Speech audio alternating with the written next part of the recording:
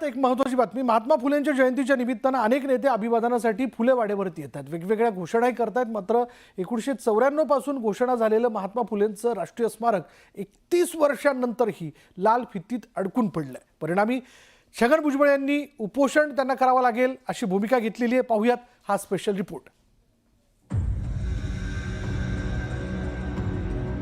फुलेवाड्याच्या परिसरात महात्मा फुलेंचं राष्ट्रीय स्मारक करण्याची घोषणा 1994 मध्ये करण्यात आली। तत्कालीन राष्ट्रपती शंकरदयाळ शर्मा यांच्या समोर फुलेवाडा लोकार्पणाच्या कार्यक्रमात घोषणा करण्यात आली होती। त्याला आता 31 वर्ष होऊन सुद्धा आजूबाजूची जागा ताब्यात घेण्याचे प्रयत्न झालेले नाहीये। त्यामुळे स्मारकाचं काम पुढे सरकू शकलं नाहीये। परिणामी संतापलेल्या छगन भुजबळांनी थेट उपोषण करावं लागेल अशी अगतिकता व्यक्त केली आहे। किंवा हे जर होणार नसेल तर मग आम्हाला आंदोलनाचं पाऊल सुद्धा उचलावं लागेल। ती परिस्थितीची पाळी आमच्यावर कृपा करून आणू नका।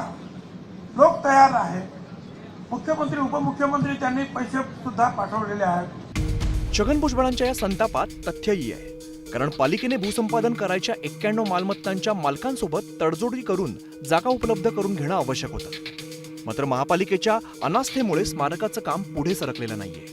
200 कोटी वर्ग केल्याचं अजित पवार सांगतायत, मात्र दादा कठोर भूमिका घेताना दिसत नाही।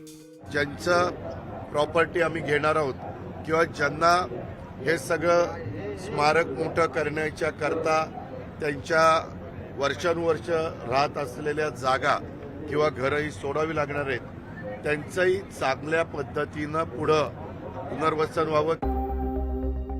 सगळ्या परिस्थितीचा अंदाज घेतलेल्या चंद्रकांत पाटील यांनी भुजबळ यांच्या सांगण्यावरून अजित पवारांशी बोलून 17 तारखेला पालिका अधिकाऱ्यांसोबत भूसंपादनाची बैठक घेणार असल्याचं जाहीर केलं।